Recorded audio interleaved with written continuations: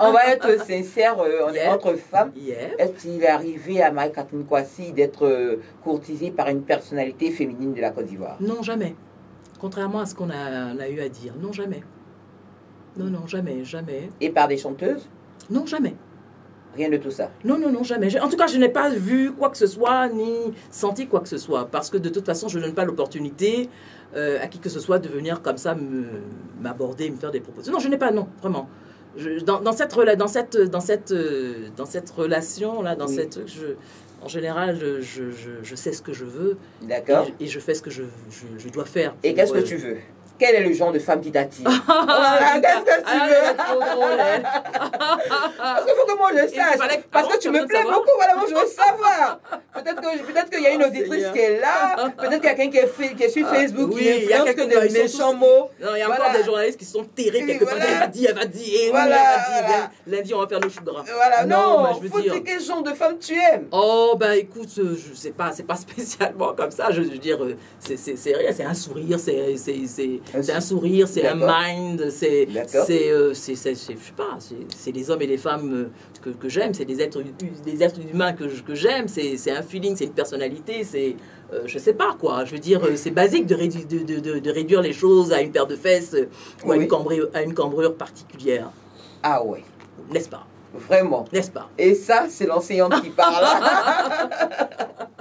Alors, hors de Cocody FM, hors des affaires, Marie-Catherine Kouassi est quel genre de femme? Oh, je suis très perfectionniste. Je gueule tout le temps. Ah bon? Ah ouais, non, franchement. Non, je veux dire... non, je suis très, comment dire ça? Tellement perfectionniste et que j'ai des colères incroyables. J'ai des colères quand on n'arrive pas à me satisfaire sur le plan professionnel. Oui. C'est ma vie, ça, l'activité professionnelle. Donc je rentre dans des colères pas possibles. Je veux absolument que les choses soient faites comme je le vois, comme je le sens. Oui. Et quand c'est pas le cas, je suis malheureuse au point de rentrer en colère et d'être en colère. J'ai des vraies colères, mais vraiment, là. Alors là, faut pas travailler avec moi, hein, je suis une vraie sorcière. Mais justement, on aime les femmes justement qui mettent la pression. Ah bon? Lorsqu'il y a la pression, justement, tu as envie de travailler. Oh, bah si c'est, on a une génération de jeunes Ivoiriens qui n'aiment pas spécialement ça. Hein. Alors que la pression, ça donne le courage. Oh, ben ils aiment peut-être pas ça. Hein. Il y a beaucoup de gens qui tiennent pas. En tout cas, avec moi, il faut tenir. Hein. Il faut vraiment avoir une sacrée dose de patience, une sacrée dose de volonté de réussir. Il faut avoir ça au départ. Beaucoup de jeunes Ivoiriens à qui on donne la chance de travailler, ils sont pressés. Les gens sont pressés. Oui. Pressés de gagner de l'argent. Ils voient trop de films. Oui, pour acheter la voiture. Non, ils voient trop de films. Hein. Oui. C'est bien l'ouverture avec le câble là. On voit des gens, des trucs, les voitures, les ceci, les cela, les belles voitures. On voit les Beyoncé, on voit les Rihanna. Les gens là sont en train de rêver. Rêver, ils rêvent à ça là, la vie facile, comment se faire pour s'acheter ceci, les sacs de marque, et tout ça. La vie, c'est pas ça. Il faut se battre. Nous, on peut arriver là, à 52 ans, pour dire j'ai envie d'aller m'acheter un sac à 1 million, j'ai envie d'aller de voyager, d'aller passer le week-end quelque part, prendre l'avion, j'y vais, et puis je reviens. Ah ben, on a commencé à 20 ans, 21 ans, 22 ans. Moi, je me souviens que quand je commençais à enseigner, en même temps, je faisais des photos de mode, en même temps, je faisais quelques piges, en même temps, c'est incroyable. J'arrivais à corriger des copies. J'étais à Sainte-Marie pour corriger les copies. Quand on me disait à Yopougon, on a besoin de professeurs, je courais, j'allais à Yopougon pour corriger. C'est pas pour de l'argent. J'allais parce que j'aimais ça.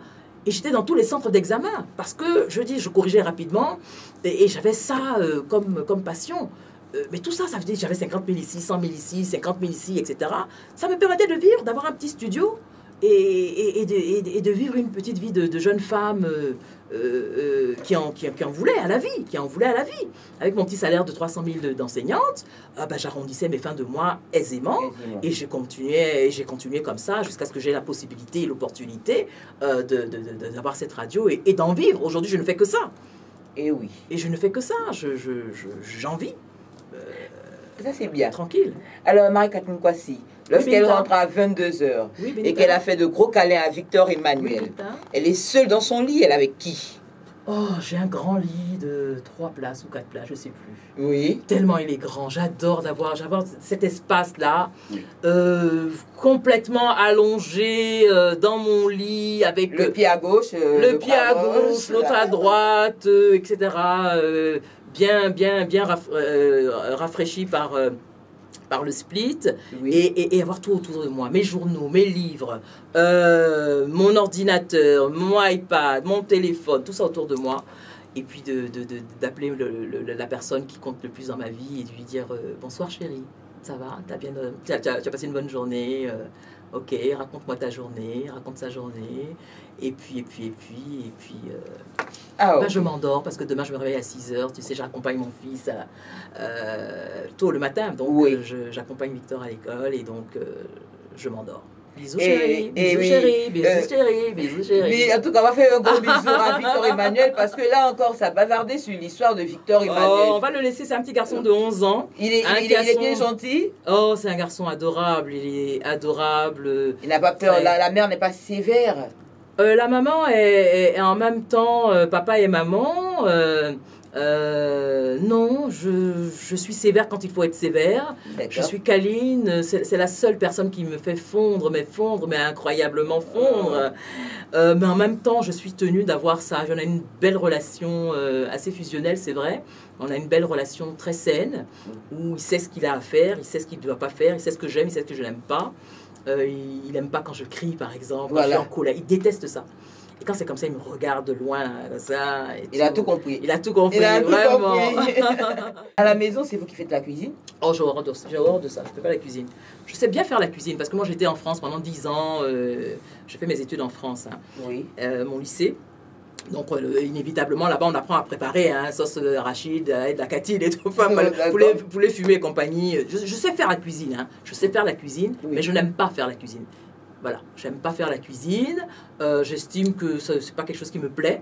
Et puis gastronotropique, c'est un métier. Voilà, il suffit simplement d'avoir une personne à qui vous dites je veux ça, je veux ça, je veux ça. Et puis quand sinon je veux manger, je vais au restaurant. Je mange au restaurant tranquillement, au maquis, tranquillement.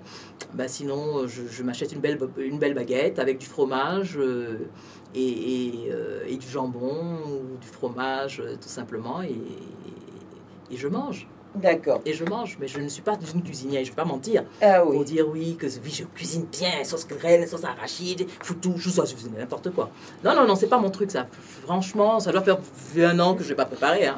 Ah, d'accord. Si la semaine dernière, si j'avais pas de servante la semaine dernière, il fallait que mon fiston mange et je lui ai fait des œufs au plat. Il dit maman, c'est la plus délicieuse des omelettes que j'ai jamais mangées.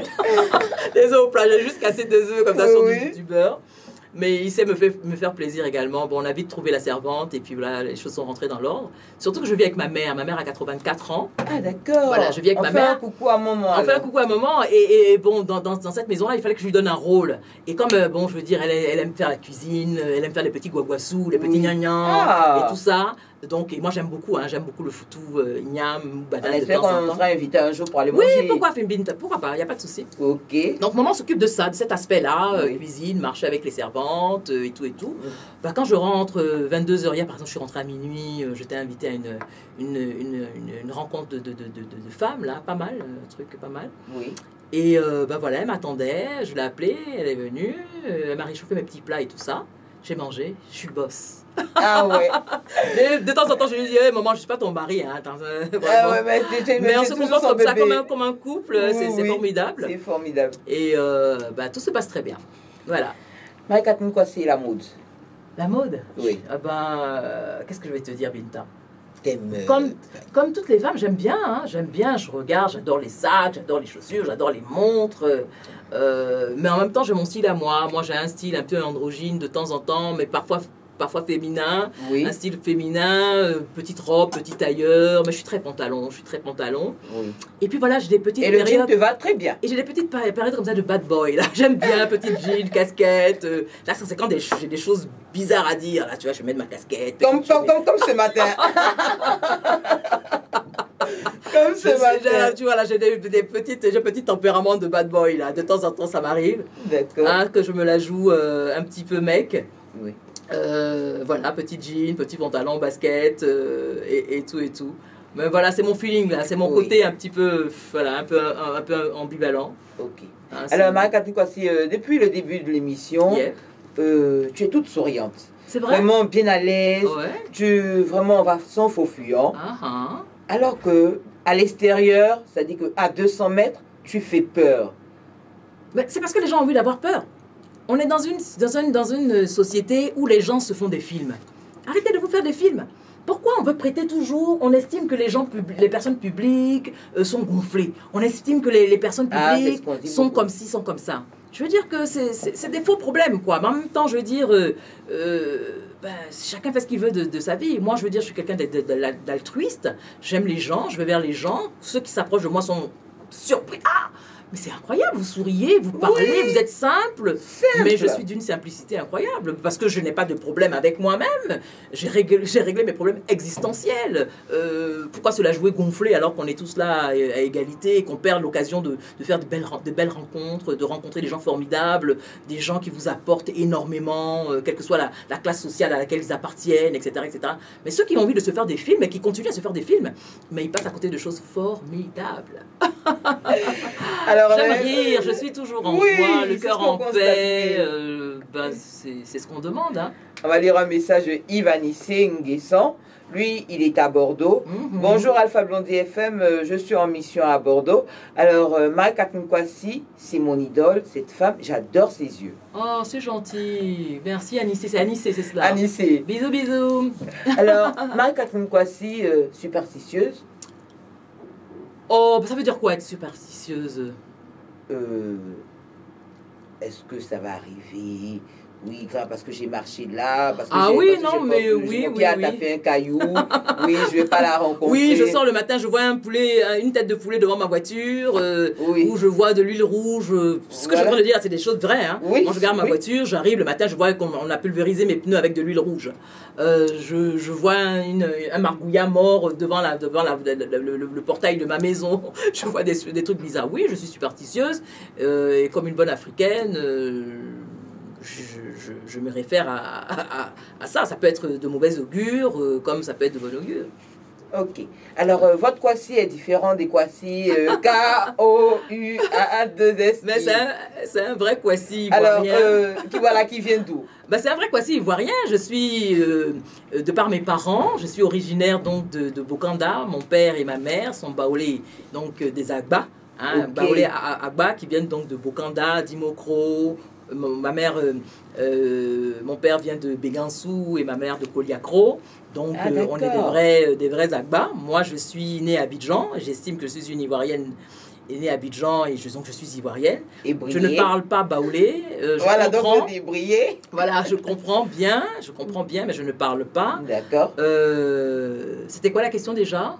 Votre Kwasi, la différence. Alors donc, je pense que mon père, au départ, c'est un Kwasi normal. Je crois que notre nom de famille, au départ, c'est Nzakilizou.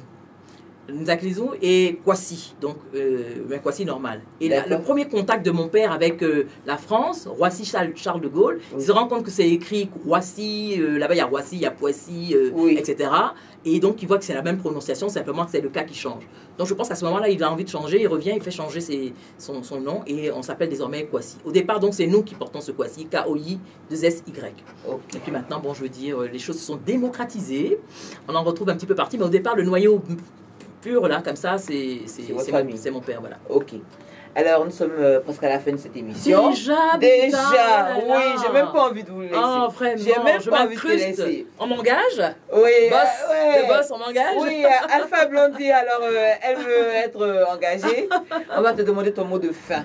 Oh, bon, c'est difficile de finir là, comme ça. Moi, je dis toujours que je suis très content de répondre à des invitations spontanées comme celle de ce matin. J'accepte toujours parce que le fait d'échanger avec un animateur, avec une animatrice, le fait d'échanger avec des auditeurs, d'avoir la possibilité de toujours découvrir un petit pan comme ça de sa personnalité, c'est toujours important. Oui. Et je ne refuse jamais, à moins vraiment d'avoir une vraie animosité pour la personne. Or, c'est pas le cas. J'aime beaucoup Alpha. On se connaît depuis très longtemps. D'accord. Et puis, je disais à mon collaborateur qui m'accompagne, Jean-Baptiste Nguessan, je lui disais, mais Alpha n'aurait pas eu une radio ça aurait été incomplet. On ne peut pas avoir cette notoriété, on ne peut pas avoir ça, ce que Dieu nous a donné, ce que Dieu lui a donné, et puis ne pas avoir une radio, puis éventuellement une télé, mais une radio, c'est formidable d'avoir eu cette initiative-là. Les choses se passent bien. J'écoute. Moi, mon fils écoute, c'est son idole, hein, mon fils Victor. D'accord. J'aurais dû venir avec lui, il aurait été enchanté, de faire une belle photo avec Alpha Blondy. Mais ce n'est que partir. Mais voilà, c'était un plaisir. Je retourne à mes occupations. Samedi, j'aime bien faire des courses, tourner, aller voir ici et là, faire des manicures, pédicures. D'accord. C'est un petit côté féminin aussi. Hein. Oui, c'est le côté féminin. Oui, toujours.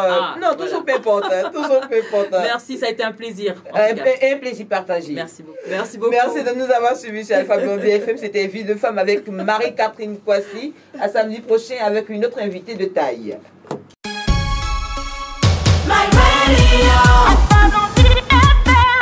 Alpha Blondy, toutes les musiques qu'on aime.